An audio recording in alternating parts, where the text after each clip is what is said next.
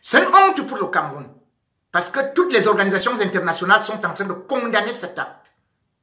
En commençant par Reporters sans frontières qui décrit Mimi Mefo comme étant une grande professionnelle et que les journalistes qui couvrent la guerre dans les régions anglophones où elle allait seule à ses risques et périls, où elle aurait pu prendre des balles, où elle montrait comment est-ce que l'armée camerounaise a fait fuir tout le monde en brousse, où elle montrait comment est-ce que l'armée camerounaise était en train d'incendier des maisons, où elle frappait à chaque porte et montrait comment il n'y avait plus une seule âme.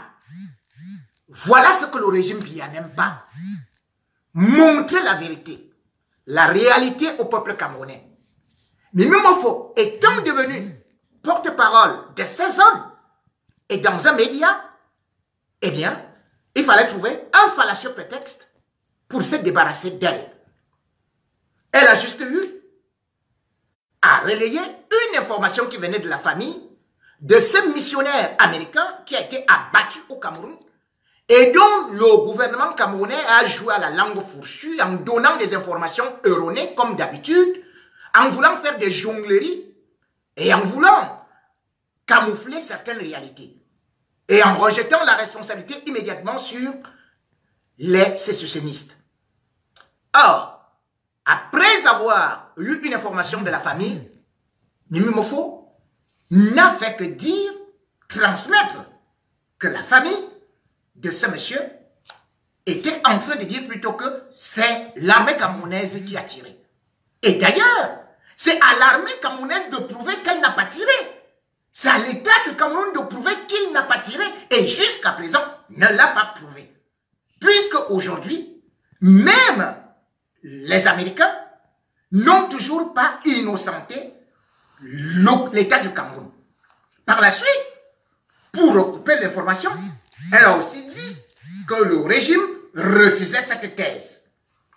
Où est donc le péché que Mimi Mofo a eu à commettre?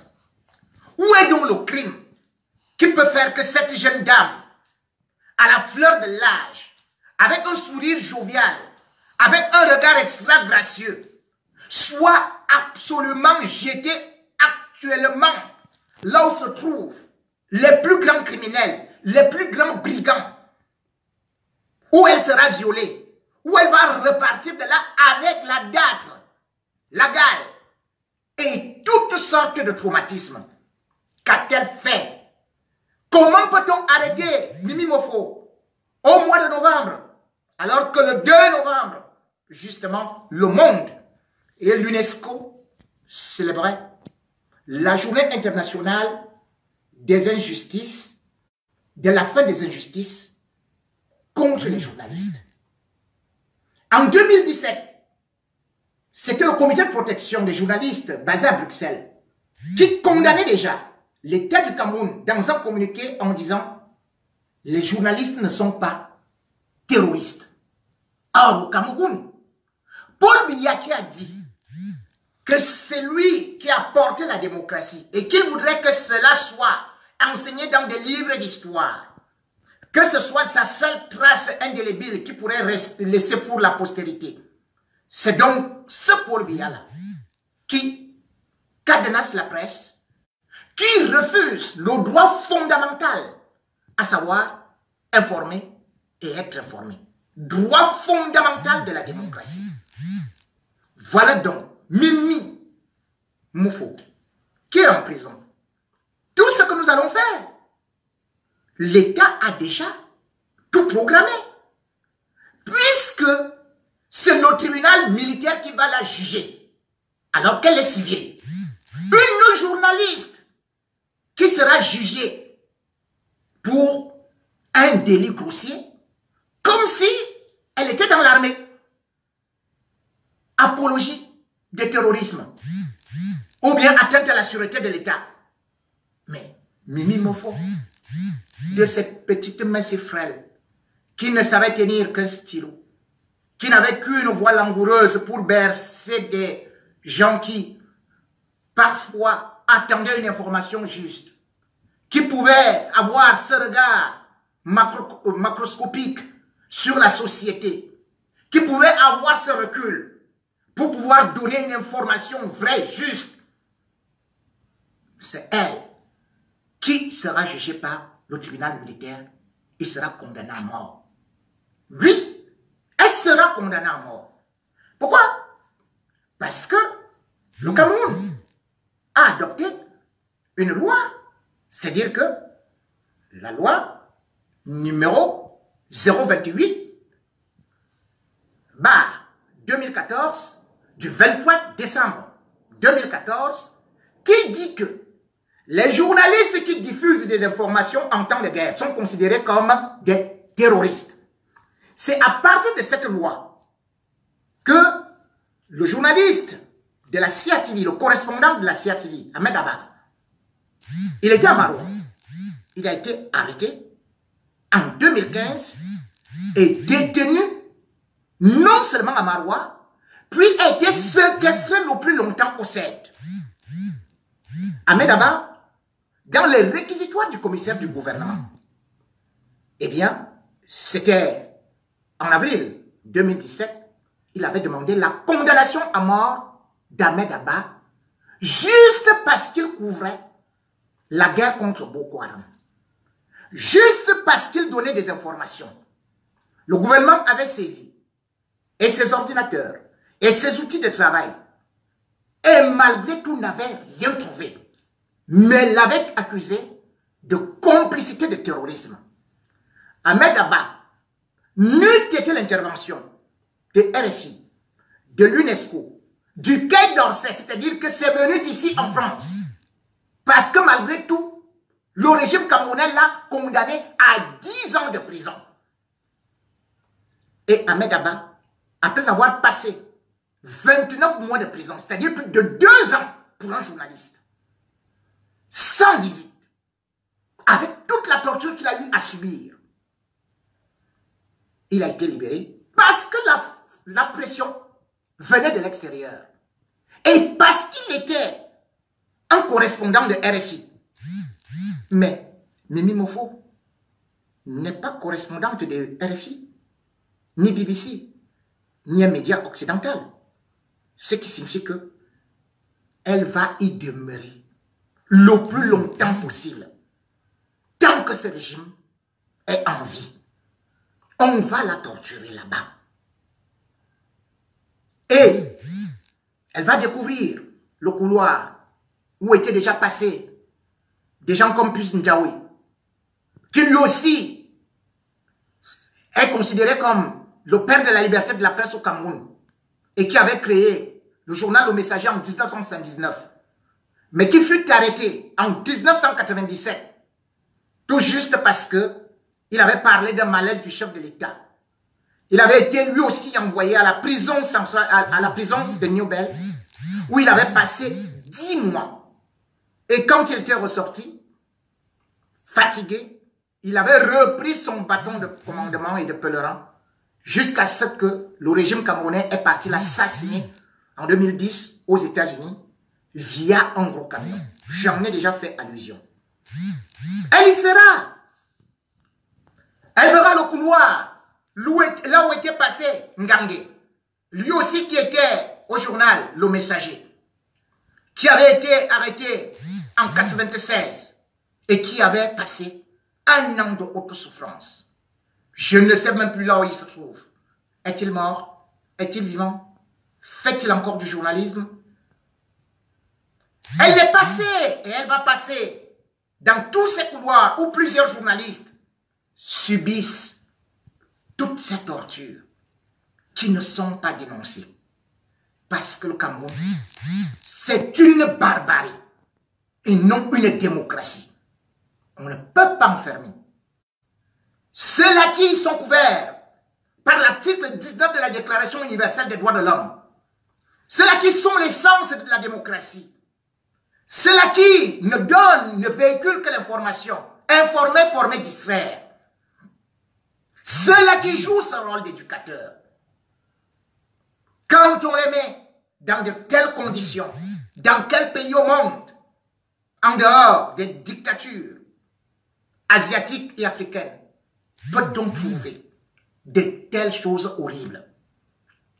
Voilà donc le Cameroun. Et le pire, c'est que nous allons tout simplement nous attarder sur Mimi Mofo, ou peut-être il y aura un collège d'avocats qui va certainement venir la défendre. Mais on connaît ça. Puisque c'est au tribunal militaire, on va tourner en rond et elle restera en prison. Bibixi, qui est animateur, qui était animateur à Bakwa FM, à Bamida, qu'est-ce qu'il a fait? Juste parce qu'il était entré dans un cercueil pour revendiquer? C'est un terroriste. 15 ans de prison. Il est à la prison centrale de Kondengui. Et le pire, c'est que actuellement, il y a 6 autres journalistes dans les mêmes conditions et qui viennent de régions du nord-ouest et du sud-ouest. Parce que là-bas, Paul Biya voudrait que ce soit la Corée du Nord. Sparadrap au niveau des bouches, les stylos sans encre, cassez vos claviers, silence on tue. Et c'est pour cela que les journalistes de cette zone subissent encore beaucoup plus de torture, ou les journalistes francophones qui sont actifs ou activistes et qui, en tant qu'humanistes, essayent de donner l'information aux francophones qui n'en ont pas. Voilà pourquoi Michel Biamton a été arrêté le 23 octobre 2018. Et depuis là, il est au CED. Et vous savez comment ça se passe au CED? Entre les mains de ce colonel Bangui, Émile, ce tueur, vous ne pouvez pas l'imaginer. Quand on prend un journaliste, on dit qu'on te cuisine. Vous tendez le bas des pieds et on vous bat avec une machette sous la plante des pieds. On prend un tuyau en caoutchouc qu'on cogne par le dos. Par la suite, lorsque la machette est bien passée, il y a la barre de fer de 10 qui doit repasser sous la plante des pieds. Pire, il y a une autre torture, la picanha et la torture par la plonge. On prend ta tête, on te met dans un fût d'eau, presque comme si on te noyait. On t'enlève, on te remet, on t'enlève, on te remet. Et il y a une autre torture, plus grave, qu'on appelle la balançoire. C'est-à-dire, on passe d'un bureau à un autre, d'une table à une autre, et il y a une grosse barre qui est posée. On vous attache comme un mouton qui devrait tourner comme un rôti, des pieds et des mains. Et là, c'est insupportable. Jusqu'à ce que vous allez faire vos besoins. Au 7, on va avec vous dans une cellule où vous faites vos besoins dans un seau. Et vous dormez avec ce seau. Voilà comment on traite les journalistes. Moi, j'ai connu ça. Voilà la réalité du Cameroun. Comment peut-on garder un journaliste qui a été arrêté depuis le 23 octobre, Michel Biamton, juste parce qu'il parlait des régions anglophones? Et on est en train de le traiter. On est en train de le cuisiner. Ce garçon, je vous jure, en ce moment, c'est pire qu'un gibier.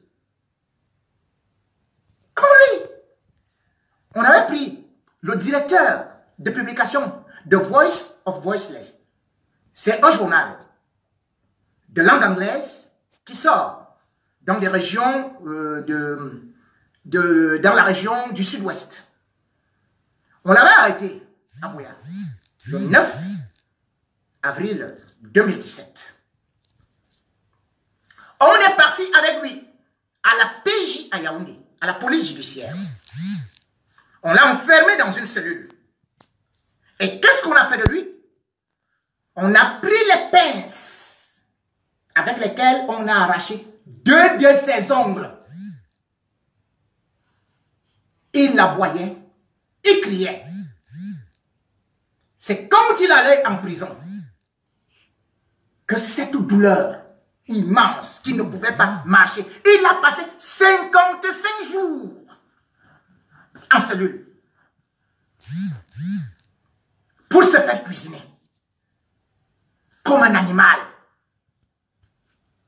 Vous connaissez combien de journalistes ont été arrêtés? La place d'un journaliste, d'un vrai journaliste au Cameroun, c'est ou la prison, ou l'exil, ou la mort. Sachez-le. Un type comme M. Nzana Seme, qui est un aîné, comment a-t-il fui? Parce qu'en 1994, après avoir été arrêté, il était le directeur de l'Indépendant. Après avoir été arrêté, il avait fait d'abord 3 mois de prison. En 1995, on l'arrête encore. Il fait 1 an de prison. Et on lui colle une amende d'1 million. Comme exactement Ahmed Abba a été libéré avec la bénédiction, je dis bien, l'intervention de la France. Mais malgré tout, Ahmed Abba a une amende de 84 000 €. Où est-ce qu'un journaliste va trouver 84 000 € pour payer l'État? Alors que lui, il a déjà fait 29 mois. Je dis bien 29 mois de prison. Et c'est lui qui paye encore l'État. Donc, comment Semenzana avait fait? Il était obligé de s'enfuir en passant par le Burkina Faso, puis revenir par le Nigeria avant de s'envoler. Autrement dit, sa tête était mise à prix. Et le plus grave dans tout ça, c'est quoi? C'est que on arrête des journalistes, on les enferme, les autres journalistes continuent comme si de rien n'était, travaillent en toute quiétude, ne disent presque rien, sous prétexte que, bon, écoutez, il a vraiment, moi je ne veux pas des problèmes. Quelle est cette corporation qui peut fonctionner comme ça? Moi, quand j'ai été arrêté, je n'ai même pas eu le communiqué du président du syndicat des journalistes au Cameroun. Le communiqué est venu plutôt de Reporters sans frontières. Le communiqué est venu des États-Unis. Le communiqué est venu de la Fédération internationale des droits de l'homme. Mais pas de celui-là. Et pourquoi? Parce que les journalistes au Cameroun, beaucoup sont des sardinards. Oui, ce n'est pas seulement les artistes. Il y a 2 types de journalistes. Les journalistes courageux et les journalistes sardinards. Sauf que les journalistes courageux, comme je l'ai dit, ils finissent toujours soit par être tués, comme j'ai parlé de Bibi Ngota qui a été tué en prison, comme j'ai parlé de Pius Ndiaye qui a été tué, comme même Charles Akeba Yenestar des médias qui a été tué, comme bien d'autres qui ont été totalement éliminés ou empoisonnés. Comment comprendre? Donc, ce qu'on appelle journaliste sardinard. En réalité, par décret numéro 017 de 2002, le chef de l'État camerounais, Paul Biya, a sorti une enveloppe dans ce qu'il appelle aide publique à la communication privée. Est-ce que vous voyez la jonglerie? J'y viens. Cela veut dire que l'État camerounais finance ou fait semblant de financer les médias privés. Ce qui signifie que les patrons de ces médias, avec des journalistes, sont tenus par la corde. En 2016, cette aumône était de 250 millions. Mais en 2018, comme Biya devait passer son élection, truquer son hold-up électoral, l'aide publique à la communication privée a bondi. Ça allait à 600 millions de francs CFA. Et qu'est-ce qu'on fait avec ça? Ces 600 millions, ça se répartit comment? Parce que ça ne représente rien. Au Cameroun, il y a 200 titres de presse, la presse écrite. Il y a, au niveau des chaînes de télé, non, plutôt la radio, est à peu près à 200. Et puis, il y a les télés qui sont plantes. Et qu'est-ce qu'on fait donc avec tous ces médias? On dit, voici l'enveloppe. Le ministre de la Communication vous appelle avec la presse cybernétique. Ceux qui sont sur Internet, sur Facebook. La condition, c'est quoi? Vous supportez le régime et on vous donne de l'argent. Vous ne supportez pas, on coupe. Et c'est ce qui se passe là. Et on dit aux autres, il faut combattre les journalistes qui nous combattent. C'est-à-dire, par exemple, moi, au moment où je vous parle là, regardez bien, les gens ont été achetés par le ministre de la Communication. Lors des réunions officielles, ils sont partis toucher de l'argent pour créer le faux compte Facebook, pour nous insulter. Et qu'est-ce qu'ils vont dire? J'y reviens. Moi, quand j'étais au Cameroun, on m'a abordé. Oui. Non seulement le ministre de la Communication, le professeur Famandongo, est venu à la radio me dire que je devais défendre la cause du régime, mais au-delà de ça, il a envoyé ses 2 lieutenants, dont j'étais les noms, pour que j'aille émarger au ministère de la Culture. Je suis arrivé là-bas, on m'a brandi de l'argent que je n'ai jamais touché. D'autant plus qu'ils disent qu'au moment où tu touches, tu dois aussi partager ça avec les conseillers. J'ai dit, je ne suis qu'un directeur de radio. Et je ne voudrais pas toucher à cet argent. Si vous voulez, vous allez le verser à mon patron. Et c'est comme ça que je suis parti. Je n'ai pas été acheté. Et c'est ça leur problème. C'est ça leur difficulté. Acheter des journalistes. Acheter, les mettre sous la ferrule. Pour qu'ils deviennent, ils se transforment en griots. Et c'est ces journalistes-là qui, vous allez voir, ils font semblant d'être des patriotes. Ils font semblant de vous réciter des choses qu'ils ne maîtrisent pas. Ils disent que c'est eux qui vous donnent la vraie information. Ils vous disent qu'ils sont sortis des grandes écoles. Quelles écoles?